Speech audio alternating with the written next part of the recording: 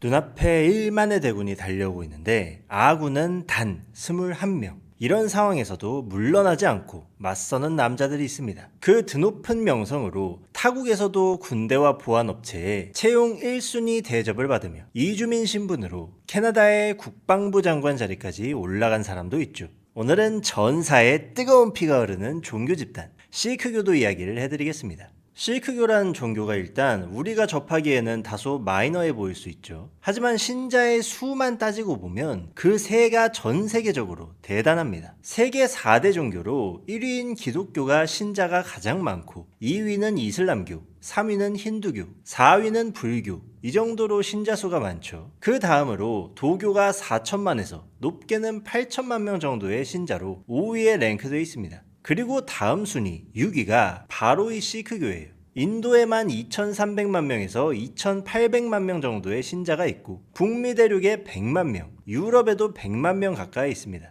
다른 지역에도 널리 퍼져 있어서 전 세계에 무려 3천만 명 가까이 신자가 있는 것으로 파악되고 있죠. 시크교는 15세기 인도 펀자브 지방에서 구루 나나크가 힌두교와 이슬람교의 영향을 받아 창시한 종교입니다. 여기서 구루는 산스크리트어로 스승이라는 뜻이에요. 시크교도들만 쓰는 용어는 아니고 힌두교인들이나 동남아 여러 지역에서도 위대한 스승들을 구루라고 표현합니다. 근데 시크교에서 구루는 종교 지도자라고 보시면 될 것 같아요. 그래서 1대 구루인 나나크가 설파한 시크교의 핵심 가르침을 몇 가지 살펴보면 다신교인 힌두교와는 달리 신은 오직 하나이며 설명할 수도 없고 형체도 없는 단 하나의 진리라고 합니다. 그래서 이 진리를 행하는 것이 곧 신을 믿는 것이고 신이 주신 능력을 최대한 활용해서 열심히 사는 것을 권장하고 있죠. 이런 현실적이고 자기 발전적인 교리 때문에 시크교도들은 부유한 경우가 많습니다. 또 시크교는 인도 지방에 깊이 뿌리내린 신분제도 있죠. 카스트, 브라만, 크샤트리아, 바이샤, 수드라 이렇게 계급을 쫙 나눠서 계급별로 완전히 차등을 두는 이런 카스트를 반대합니다. 시크교에서는 모든 인간은 평등하다고 주장을 하고요. 여기에는 남녀노소 역시 마찬가지라서 남녀차별이 특히 심한 인도 지역에서도 시크교도들은 비교적 남녀차별이 굉장히 적은 편이라고 해요. 자, 시크교는 이후로 몇 대의 구루를 거치며 펀자브 지방을 중심으로 빠르게 교세를 확장합니다. 근데 이때 인도에는 이슬람을 국교로 삼고 인도 지역을 다스리던 무굴 제국이 있었어요. 그리고 이 무굴 제국의 황제로 악바르라는 사람이 있었습니다. 워낙에 선정을 많이 펼치고 나라를 잘 다스려서 악바르 대제라고까지 불린 사람인데 이 악바르 대제는 종교에 굉장히 관용적이었어요. 그래서 여러 종교들을 인정해주고 이 시크교도 처음에는 악바르 때 인정해줬습니다. 하지만 이 악바르가 죽은 이후에 점점 시크교의 세력이 커지는 것을 견제한 후대 황제들은 이슬람의 기치를 앞세워 시크교를 핍박하기 시작하죠. 굉장히 호전적인 군주로 유명했던 아우랑제브가 황제 자리에 오른 뒤 무굴 제국은 이슬람 강요 정책을 적극적으로 폈습니다. 이슬람으로 개종하지 않으면 이유를 막론하고 죽이겠다는 무굴 황제의 협박에 시크교의 9대 구루였던 테그 바하두르가 아우랑제브 황제와談판을 지으러 델리로 찾아가죠. 하지만 아우랑제브는 이 바하두르에게 개종을 강요했고 시크교의 구루는 끝까지 개종을 거부하다가 결국 무굴 황제에게 처형을 당합니다. 이후에 바하두르의 아들인 고빈드 싱이 10대 구루의 자리에 오르면서 시크교는 아우랑제브의 무굴 제국에 무장투쟁을 시작합니다. 큰 싸움을 앞두고 구루인 고빈드 싱은 모든 시크교인의 전사화를 결정해요. 그래서 이때부터 남성 시크교도들은 성수를 나눠 마시는 의식을 치른 뒤 무장조직인 칼서에 입단해 전사로 훈련을 받게 됩니다. 고빈드 싱은 또 시크교 5대 상징물을 확립하는데 무력의 상징인 검과 활동성에 좋은 반바지, 손목을 보호하는 팔찌와 절대 자르지 않는 장발, 그리고 이 긴 머리를 관리할 수 있는 빗, 이렇게 5개의 상징물을 정하며 시크 전사로서의 마음가짐을 다잡게 합니다. 아울러 모든 시크교도는 교인인 동시에 지도자이며 앞으로는 지도자로 인간 구루를 세우지 않고 시크교의 경전이 있어요. 그란트 사히브라는 경전인데 사람이 아니라 이 경전을 구루로 삼겠다는 규율도 정합니다. 그렇게 해서 지금까지 10명의 인간 구루들을 거쳐서 11대 구루는 사람이 아니라 경전이 되어 영원히 시크교인들과 함께하게 되죠. 또한 구루 고빈드 싱 이후부터 시크교인들은 남자들의 성을 전부 사자라는 뜻의 싱으로, 여자들의 성을 공주라는 뜻의 카우르로 통일시킵니다. 이 남성들에게 사자라는 의미의 성 싱을 주어서 전사로서의 용맹성을 북돋으려는 의도도 있었고, 그리고 인도에서는 성씨로 카스트 신분이 바로 구분이 가거든요. 당연하게도 한 번 브라만인 사람들의 핏줄은 그대로 브라만, 한 번 수드라인 사람들은 그대로 수드라이기 때문에 이 성만 들으면 아, 너 같은 바이샤구나, 아이고 크샤트리아셨군요, 이렇게 바로 구분이 갔단 말이죠. 하지만 이 시크 교도들이 성을 통일하면서 이제 뭐 누가 브라만 출신이냐, 뭐 누가 수드라 출신이냐, 이런 걸 구분하기가 좀 어렵게 됐고, 만민 평등을 추구하는 시크교에서 내린 어찌 보면 당연한 조치였습니다. 자, 이렇게 고빈드 싱의 여러 가지 개혁으로 한층 더 용맹해진 시크 교도들은 이후 펀자브 지방에서 계속 무굴 제국과 싸웠으며 마침내 무굴군을 몰아내고 펀자브의 시크 왕국을 건설하기까지 합니다. 하지만 시크 왕국의 용맹했던 초대왕, 승리의 사자라는 별명을 가졌었던 란지트 싱이 사망하고 내부적으로 분열이 나버려요. 이렇게 분열로 시크 왕국이 막 혼란할 때에 하필 타이밍 나쁘게도 인도를 식민지화하고 있던 영국이 시크 왕국을 침공하게 됩니다. 두 차례의 영국 시크 전쟁에서 시크 교도들은 치열하게 맞섰지만 끝내 패배하면서 영국의 지배를 받게 되죠. 자, 근데 영국이 이 시크 교도들이랑 싸워보니까 얘네들이 너무너무 용맹해서 감탄하게 된 거예요, 영국군들이. 특히 시크 왕국의 창기병들한테 호되게 당해가지고 영국은 이들에게 세계 최고의 기병대라는 찬사를 보내기도 했습니다. 자, 이 용맹스러운 병사들 썩히기 아깝죠. 영국은 이 시크 교도들을 용병으로 고용해서 군대로 활용을 하기로 합니다. 그리고 영국은 뭐 강제로 기독교로 개종하라고 요구하지도 않아서 시크 교도들이랑 이후 큰 분쟁도 없었고요. 그렇게 영국군에 입대하게 된 시크 교도들은 엄청난 활약을 보여줍니다. 인도 군인들의 반란인 세포이 항쟁 때도 이 시크 교도들은 영국의 편에 서서 무굴 제국의 부활을 외치는 세포이들을 박살내기도 했고요. 아니, 왜냐하면 무굴 제국은 자기들 종교를 인정을 안 해줬는데 차라리 영국이 낫다 이거죠. 또한 1차 세계대전과 2차 세계대전에도 영국군으로 참여하면서 큰 전공을 세우기도 했습니다. 덥수룩한 수염을 휘날리면서 돌격해오는 이 시크 교도들의 용맹한 모습에 적군들은 이들을 검은 사자라고 부르면서 두려워했죠. 시크 교인들의 용맹을 가장 잘 알린 것은 영국군의 편에서 아프간 부족과 싸운 사라가리 전투입니다. 아프간 부족군의 1만 대군이 21명의 시크 교도가 지키는 사라가리 요새를 공격했던 전투인데, 놀랍게도 21명의 시크 교도 병사들은 당연히 도망가야 되잖아요. 이게 상식적으로 100도 1천도 아니고 1만 대군인데, 근데 이 사람들 도망치지 않고 맞서 싸웁니다. 1만 명 대 21명, 6시간 동안 이들은 치열한 전투를 벌였고 21명의 시크 교도들은 무려 200여 명의 아프간 부족군을 사살한 뒤 전원이 장렬하게 전사합니다. 야, 진짜 온몸이 담덩어리라는 말은 이럴 때 쓰는 거죠. 이런 사건들 때문에 시크 교도들은 최강의 전사들로 서방 세계에 널리 알려지게 돼요.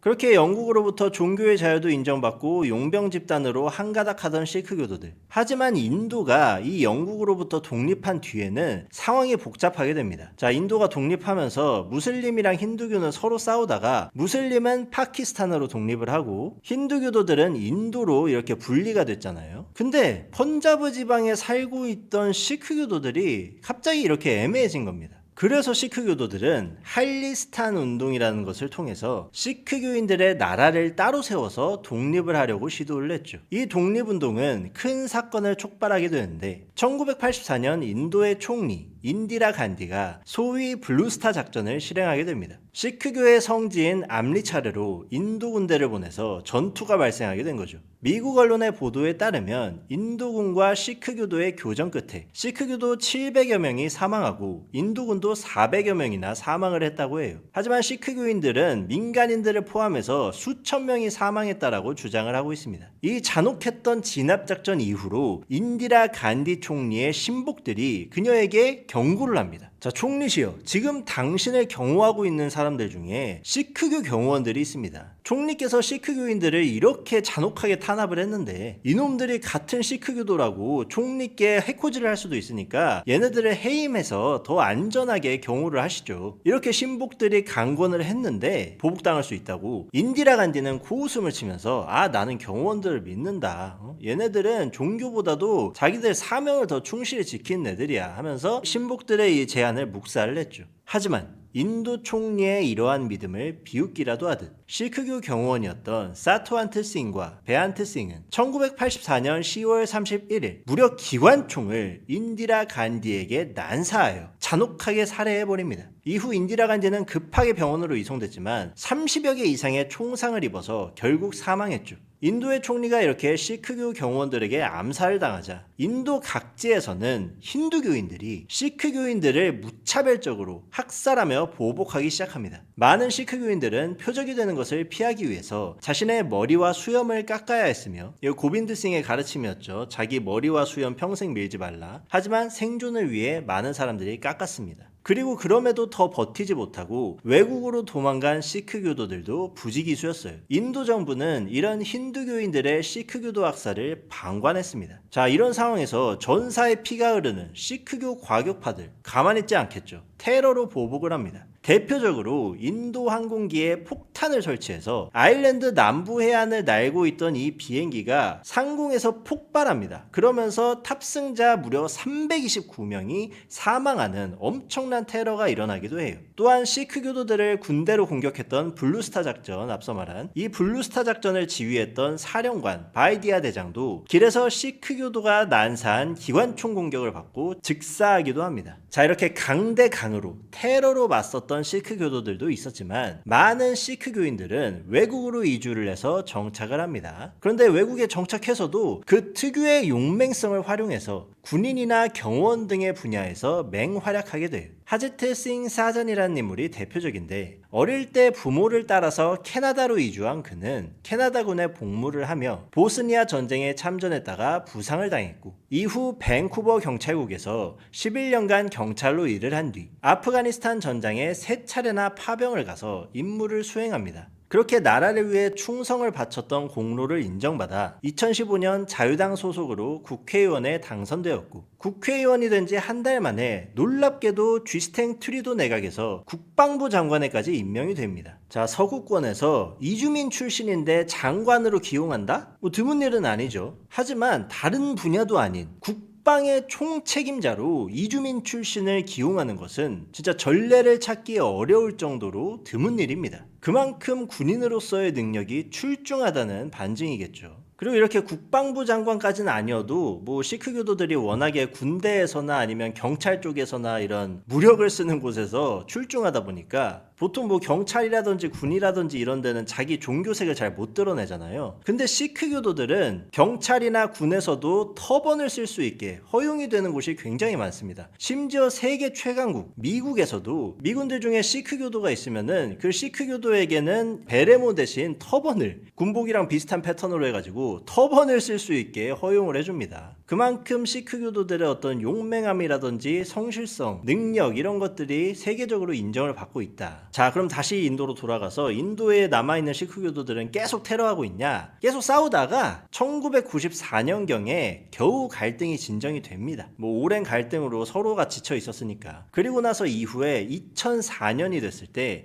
시크교도인 만모한 싱이라는 사람이 있어요. 이 사람이 인도의 총리 자리에 올라서 무려 2014년까지 집권을 하며 이 갈등은 많이 진정된 상황이죠. 아니, 진정된 상황인 줄 알았는데 최근에 2023년에 또 사건이 터집니다. 2023년 6월 18일에 캐나다의 시크교 지도자가 암살당하는 사건이 발생을 해요. 자, 주구장창 시크교도의 분리 및 독립을 주장해왔던 인도계 캐나다인인 하리프 싱 나자르가 인도도 아니고 캐나다에서 총격을 맞고 사망을 합니다. 어쨌든 이주를 했으니까 캐나다인이잖아요. 캐나다인이 캐나다에서 총격을 맞고 사망을 했으니까 철저하게 조사를 들어갔겠죠. 이후에 캐나다 경찰과 정보기관의 수사로 이 암살 사건은 인도 정부가 연루되었음이 확인이 됩니다. 이렇게 되니까 트리도 캐나다 총리는 인도에 강하게 항의하면서 외교 갈등으로 번지기도 한 사건이에요. 자, 인도의 모디 총리는 이 항의를 듣고 펄쩍 뛰면서 사실 무근이다. 너네 그렇게 사람 모함하지 마. 증거 있어? 우리 인도 정부가 연루됐다는 정보 출처가 어디야? 출처도 의심스러운데? 이렇게 따졌고, 그러니까 트리도 총리가 뭐라 하냐? 이거는 파이브 아이즈에서 입수된 정보다. 파이브 아이즈가 미국, 영국, 캐나다, 호주, 뉴질랜드 이 5개 국가의 정보기관 공동체거든요. 그러니까 사실상 미국의 정보력이 들어갔다는 거죠.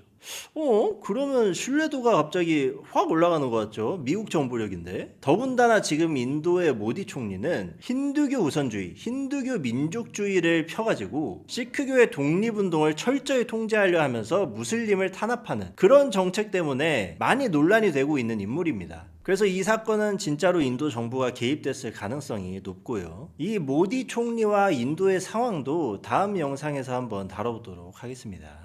다시 시크교 이야기로 돌아오면은 기본적으로 좀 호감이 가는 종교 같습니다. 다른 종교들에 비해서 차별적인 요소들도 적고 통제하는 요소들도 적고 그냥 자기 단련 열심히 하면서 열심히 살아가라, 굉장히 실생활에 이로운 종교 아닐까. 시크교도들은 육식도 자유롭게 하거든요. 돼지고기도 먹고 소고기도 먹고 다 먹습니다. 그래서 이 사람들이 되게 열심히 살아서 부유한 사람들이 많다고 했잖아요, 아까. 그래서 그런지 성지에 있는 사원도 클래스가 다릅니다. 아까 블루스타 작전에서 언급됐던 시크교의 성지 암리차르, 이 암리차르에는 요 황금으로 만든, 대단하죠, 황금 사원이 있어요. 무려 400kg에 달하는 순금으로 덮여있는 시크교 최대의 자랑, 가장 아름다운 종교 성지라고 불리는 곳입니다. 세계 각지에서 부유하게 살아가는 시크교도들의 성금으로 운영이 잘 되고 있고, 이 성지를 방문하는 사람들 누구에게나 공짜 식사와 잠자리를 제공한다고 해요.